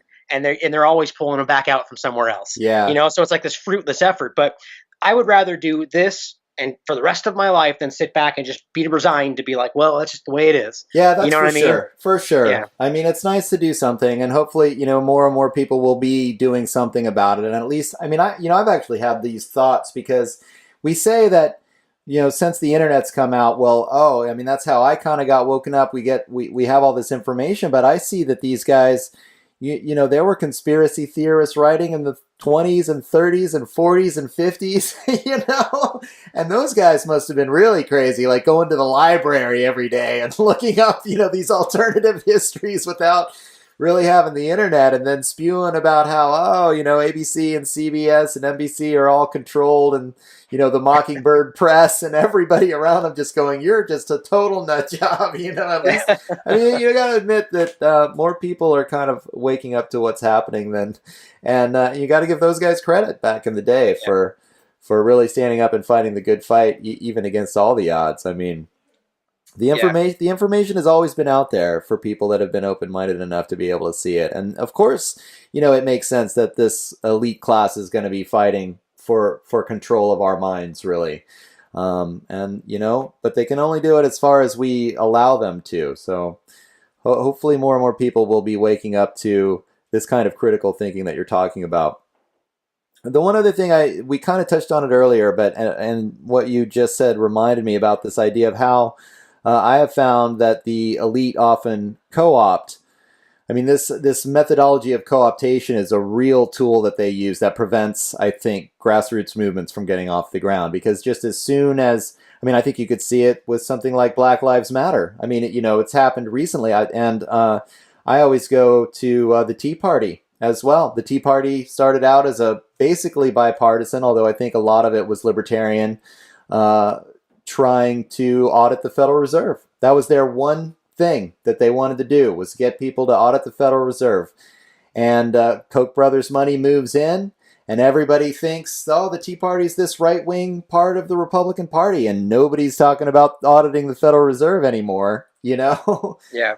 They've become an extremist edge as opposed to something more in the middle, and it's like, you're so right. And that's something I talked about with James Corbett, is where this is one of the easiest ways they come in and make sure that these movements don't go any further. The Occupy Wall Street movement is a great example, where where essentially, Right. as Lenin said, right, if you want to really control a movement, you got to lead it, and these people will hijack the movement and come in, but not stop it, right? They continue, they just drive it in a different direction, like you just said. And as far as Occupy is concerned, we now know that there was FBI people at the very top of that, leading where it went. So it never really went anywhere. It made them look like a bunch of listless children that really didn't know what they wanted. But in reality, there was a lot of really good people in that were really trying to do something good, and it never went anywhere. Which is, that's got to be really depressing for the people that built that and then saw it get taken over by something that was never, or even like the Green Movement, or like, all these different things, or, talking about like climate change and these different things, or all of these things are generally based on something that probably started with a good intention. Totally. Understanding that, yes, we are hurting this planet, or yes, we do need to start doing things a different way. But now it's getting hijacked, and it's almost like the Green Movement is like pro-corporation. It's like, how does that even happen, where you're literally contradicting what it's all about? But you're right. I mean, that's exactly what it comes down to. They take it over for themselves. Yeah, I mean, this is something that we all have to watch out for, and somehow we have to be able to transcend this, because this is how they do it. They don't just come out. I mean, the thing about it in the United States is that people, you have this idea in your mind about what tyranny is, and they're burning books, and they're, throwing people in the gulag for speaking out against the president or whatever, or the leader. And it doesn't really work that way. It works in this other, more subtle way, where, they shun you if you talk about things that are too odd, or, you don't get that good job because, or you kind of get pushed out of your good corporate job because you're talking about too many strange things, or, they don't come at the movement with tanks. They co-opt it in this way. Suddenly you've got, somebody from the FBI or COINTELPRO or one of these people that sneaks their way in and, just twists it a little bit so it doesn't really quite work anymore. And I don't know how, the American people can wake up to this. There's a couple of statistics that jump out to me when it comes to the United States. I mean, this is, people believe that this is the freest society in the history of the world, basically. The best democracy, the most solid democracy that there is. We've got more people in prison than any other society ever. I mean, what's the definition of a police state? Well, what percentage of their population was in prison? Oh, wow, the United States has more people in prison than anybody else ever. That must be the biggest police state ever, right? But Americans can't see that. No, it's all the pot smokers, man. They need to go to jail. You got to throw those guys in jail.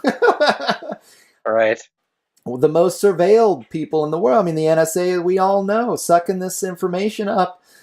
Everything, every email, every message, everything you say. Americans don't seem to get that. Like the East German Stasi wishes they had the kind of surveillance that we have now. Yep. I mean, crazy. The statistic that came out, the other one that really blows my mind, the United States has killed like 30 million people since World War II. Like, Vietnam and in the Middle East and just all over the world. And it's like, okay, no other country even comes close. Like, America, wake up, understand that this is not what it appears to be. I mean, it's because we have a higher standard of living, which is slowly eroding away. People tend to fall for it. Another point I should throw in, it applies to that specifically, is very interesting, that a guy named Philip Alston from the United Nations did a report on the United States over the last year, I think, and it was recently released, that showed over 40 million people live in extreme poverty in this country. Right. And the point that he made was that it ultimately comes down to his words, a political choice by the people in power. Because we know very well that, it would take what I think the UN quotes like $30 billion a year to end world hunger. But yet we can't break off a fraction of our over $1 trillion a year we spend on military that we don't need. It's bigger than the next 11 combined. Yeah. It's a clear choice that we don't want to solve these problems.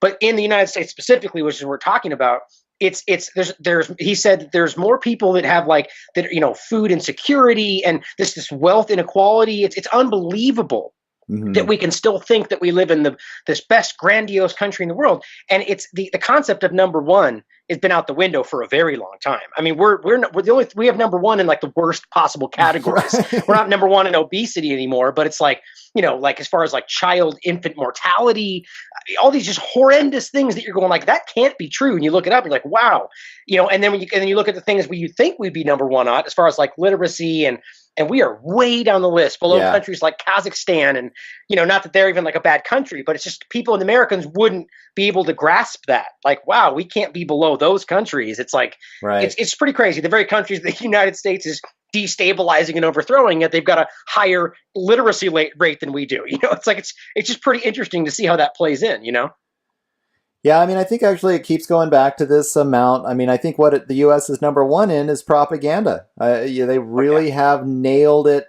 in terms of convincing everybody that we live in this kind of a world. I mean, I think about it a lot just in the commercials. I try never to watch commercials, but every once in a while I slip one in, and I'm always looking at the, people hanging out in their bedroom. And I'm like, to have a bedroom look like that, these people must make $500,000 a year. Everything's perfect and nice, and they're super upper middle class in all the commercials that you ever see. And it's like, what, is that 10% of the population maybe that lives like that? If you watch TV, you think everybody lives like this. Hey, it's the United States, Oh yeah, it's intense. I mean, that's all consuming today, and I think you make a good point there. Is that they definitely project that image to the world too. Yeah. I mean, that's what they try to show is that this, look at this amazing place. But I think more so than Americans, the rest of the world is beginning to get wise to like, okay, well, they're coming for a fall. They can see that what we're doing is not sustainable, and it's whether you're talking about economics or just civil unrest. I mean, we are getting to a point. But someone like James Corbett would argue that that's part of the plan. That what does he call it? The orchestrated fall of the West, engineered fall of the West. Sure. Which is an interesting point to consider. That is leading to this new world order concept. I tend to think that must be the case. I mean, I think that back in the like post World War II era, the corporations are making all this product and they have to sell it to somebody, so they pay the American worker good money so they can afford to buy it. But eventually they got to, China has 2 billion people or whatever, 1.5 billion people. And that's a huge market. India has another, 900 million people or something. Once they've got these huge markets that start to open up, suddenly they're selling their stuff over there. They don't need us. And we become expensive workers. And then I think you're starting to see, so you see the offshoring and you see everything else. And I mean, these guys now are investing in China and India, and they don't really care about what happens to us. And so that's an interesting point, though, is that also that these people that we're talking about, that these kind of like, behind the scenes people that are bigger than everything, that they're not national. These are international people. So they don't think in the boundaries of, what's best for the United States, right? Totally. So you're right. They're trying to lead us to whatever's the best for them and the most profitable. That makes sense. It's a good point. Yeah. I think maybe the one thing we could probably start closing it up, but we could end on we've started to touch on it, but this discussion about U.S. military spending, which is just outrageous, and you talk about it a lot on your show, and I know, that when people start, one of the things that you brought up is that Russia just announced that it's cutting its military spending, like it's, and that makes it kind of challenging to describe the Russians as the big, bad, evil boogeymen that are catching up to us militarily. Right. And I'm like, well, we're spending 5 times what they're spending, and why? That's the most amazing thing to me, is that basically, I mean, it seems like our whole economy is contingent on all of this defense spending. What would happen if we'd have to retool the whole economy? I want to say something else too that you brought up, that you're the only other person that I've noticed that has put this together, and I was really excited about the $21 trillion that's missing. I actually did an interview with Catherine Austin Fitts, who was the first person who figured that out. So I talked to her about it, and then she got a guy from University of Michigan who first contacted her and said, "You've got to be crazy." And she said, well, here's the, look it up for yourself. Here's my material. Tell me if I'm wrong. Just, just like we're saying, here's the facts I got. See what you find. And then he was like, oh my God, she's right. There's $21 trillion missing from the government over the last, and I had the same thought. And then you brought it up on your show. That's the national debt. Right. That they're just like siphoning off the debt money and spending it somewhere, doing something with it. It's like, what? And they're making us, our tax money, pay interest to themselves over it all, And good for him for actually being able to change his opinion, right? The guy coming in and being like, "You're wrong. I'm going to prove you wrong," and then going, "Whoa, you're right. So I'm going to promote that." Yeah. Good for him. More power to that guy. And I was think great. Catherine Austin Fitts actually discovered that back when it was like 9 trillion, right? Yeah, like totally. She's been harping on it for years. Crazy. Yeah. That's crazy. And I will say, though, that because the guy, and I wish I could remember his name, people can look it up, but the guy from University of Michigan, he's actually gotten that number out there into the mainstream in a way that, people would never quote. I don't know if Lee Camp would be talking about it, for example, if this guy hadn't come out with it, because, Catherine's far out enough that the mainstream's not touching her anymore.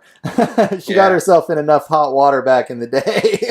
Right. So yeah, the one point about I love her. She's great. Oh, I'm sorry. Go ahead. I was just saying, I just love her stuff. I'm glad she's out there. She's really done a lot for the movement in general. But oh, absolutely, absolutely. I mean, she's somebody that everybody that maybe just be waking up to certain things should definitely research for sure. Yeah. But the 21 trillion thing is important. I mean, I think that it definitely is a correlation there. I mean, it could simply just be a coincidence that they're the same number, but not at the very least, it shows you that if we didn't have this just missing, unaccounted for money, we wouldn't have a debt, which is a pretty crazy concept to understand. Yeah. But I think what people need to understand, wrap their minds around. I've been quoting the more than the next 8 countries combined for a long time. Yeah. It's now, I guess, more than the next 11 countries combined. That's the new number. But also I learned this from a Whitney Webb article that when you really do the numbers, the United States accounts for more than half of the world's entire military spending, wow. Which is something that absolutely blows my mind when especially when you get into the lies about needing to combat the new threat. It's like more than half, and then you understand that we get allotted what was it last time, like 715 billion or something like that. Yeah, and we ultimately end up spending almost $1 trillion. So where does that money come from? Right? We're borrowing more money from people overseas. And while you and I are paying constantly more, I think well more than half of our tax dollars go directly to the military budget. I mean, how can we possibly justify that? Talk about the left-right paradigm as a complete scam, but it's always blown my mind that Republicans, people on the right, will complain to no end about Medicare or Social Security and not just, well, hey, how about cutting the defense spending in half? That's a huge government program that's totally wasteful. It's not, what is that doing for any of us? I mean, yeah. Exactly. And it's not even defense anyway, right? It's all for offense. Yeah, totally. We could cut 9/10 of that and still be good to go. Just really, like, I was just reading something about like the whole laser aspect that, like putting lasers on ships. And it's just like, God, I'm always been okay with just, top of the line, state of the art defenses, right? Line this country up to where we can defend against anything and then forget about everything else. You know what I mean? We don't need to be over. I mean, Donald Trump got elected on the promise that he was going to stop being the policeman of the world. And now he's gone 10 times more than anybody else. Oh, man. It's just incredibly frustrating to see. We need to begin to just actually defend, like Ron Paul constantly talks about, and then just get the hell out of everybody else's countries. Yeah. That would solve a lot of problems. And look at that. All of a sudden, we've got $17 trillion that we can put towards, it's like I know. All this money we could just throw around, it's crazy. Solve the world's problems, basically. It is pretty amazing that we can spend this much money on the military, and it's completely off limits to discuss. And actually, I was just, as, we've talked so much about the narrative and the creation of the enemy. ISIS is out to get us. The terrorists are out to get us. I mean, Americans live in a constantly hyper-stressful environment where we think that people are trying to get us all the time. And it's basically just a narrative that's created to get us to want to spend this trillions of dollars on defense when it makes absolutely no sense. I mean, what would it be like to actually live in a peaceful country where we spent, a small percentage on national defense, and then we had plenty of money to get stuff done, and we didn't have all these enemies because we weren't running around killing people all over the place, making them hate our guts. I mean, I think you probably saw the statistic. They come out. The poll was a few years ago. I think they just did another one though that corroborated it about asking people from different countries who's the biggest threat, to world peace in the world, and like 75% of them come back, and it's the United States, right? Of course. Yeah, I mean, the only people that would shock is mainstream media watchers in the United States. Yeah, I think right. the rest of the world today, even allies, are just like, yeah, that's totally true. Like, like we're not going to say that, but we could totally see it. So that's why we're friends with you. It's like, it's pretty crazy. And I mean, that's what blows me away is that, like you said, we've said it probably 3 times during this interview, is that it's all right there for you to look at. Yeah. It is a click away to being able to see blatant government information that verifies everything we're talking about. Yeah. The numbers are very, very clear that things are not as they seem. And, people, it really, it's this propaganda that we keep coming back to as well, that, this mainstream media narrative that has got to be just broken down. People have got to stop paying attention to it. They're half-truths at best and outright lies at worst, and, straight up paid for government propaganda. And, people just have to stop paying attention to it. I mean, I got to that place. It actually took me, like I said, I used to compare, this article with that article and this narrative from that narrative. And I mean, these days it's like, God, why even read that stuff? Because it's just crap. I mean, it's not real. It's creating a false picture of the world where we're the good guys and they're the bad guys. And, we have to have this huge military. We have to go over there and do, the right to protect. American exceptionalism. I mean, they have these terms, these memes that are like, you got to be kidding me. Oh, the other countries must just be.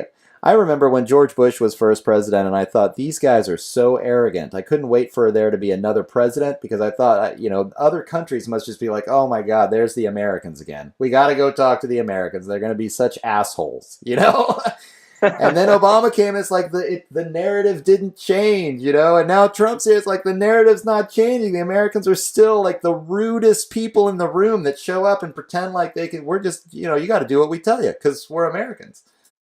Right. I don't think so. It's gone the opposite direction, right? Where we've actually gotten worse, where before, it's like, it's not, you go like traveling overseas, and you're right. It's like, oh, you're an American. Oh God. Like, they imagine the worst of us. And sadly today, I feel like those worst traits have really been exemplified amongst the population. Yeah, right. Pompous, hubris, it's frustrating because I don't think that actually represents what most Americans see themselves as. And that's a sad thing to realize, that we're being forced into that, Well, this is really the truth behind it, is that the government is divorced from the people. It's like a rogue state that's doing its own thing, and the American people are going to have to, we have to do it. The old Edmund Burke quote that, bad people take over if good people do nothing. We've got to figure out how to organize this and do something to make this turn around, because they have control over the situation. And, for these big guys, the gun runners, the drug makers, the oil guys, they got really, really rich and they bought up the government. And so it's going to take an effort. I hope that we can keep fighting the good fight. Well, it's been over an hour and a half, so we probably should call it. I'm sure we could keep talking for hours, but do you have anything else that you want to talk about, or do you want to give out your information so people can find out how to find out more? Absolutely. Yeah. I mean, just, thelastamericanvagabond.com is the website where you can get everything for the most part, all of our links and links to the show. But check us out on, really, YouTube is, probably where most people go, but I would recommend to check us out on Steemit, DTube, /TLA Vagabond for pretty much everything, Twitter, whatever else. But, I really try to get people to get away from those major media, social media platforms. But really, I would say just check us out on the website, because I don't think anybody should be promoting YouTube and places like that anymore. But I think everybody should be trying to promote these blockchain based, social media venues like Steemit, things like that. But we have the podcast and everything else. So really really more so than coming out to check out The Last American Vagabond, I just want everyone to get out there and support independent media in any way you can. That's what it really comes down to, whether that be me, you, or anybody. Just stop buying into the mainstream propaganda at the end of the day. Right? Yeah, absolutely. All we could say. Yeah, well, I appreciate it, and I can't recommend your work enough to my audience. I hope more people do check it out. I think the daily wrap-up is just fantastic. It saves a lot of time. It's something that the movement really needed, because, not everybody can sit down and read 10, 15 articles a day, and your synopsis of what's happening is really spot on. and so you're doing a great service to the whole community by giving people that concise 20-minute, I can listen to it while I'm working or doing other stuff, and um, so it's really getting the job done. And I think that you do it in a way that can actually kind of wake people up too. Like, you just give this perspective, you state the facts, you ask people to think for themselves. And I think people should be listening to that and going, huh, I never quite heard it from this point of view before. So I'm going to go check it out. And just, the more you can encourage people to look up this stuff for themselves, the more they're going to see, like we discussed, the numbers clearly state that something is not what's they're saying on the corporate media. So Well, thank you. I appreciate that. yeah, for sure. And I'm going to go ahead and wrap it up and say that if you like what you're hearing here on The Shift, I could use some support. You can go to Patreon. That's patreon.com/The Shift. You can join my Facebook feed, where you'll get a lot of the articles that Ryan is talking about on his podcast up at The Shift with Doug McKenty. Join the conversation on Twitter at DMcKenty, and my website is theshiftnow.com. So you can check that out for all of my archives and other information about the show. And thanks everybody for listening. And thank you, Ryan, for being on the show. And thanks again for all the work that you're doing. Really appreciate it. Yeah, thanks for having me on. You bet. Take care.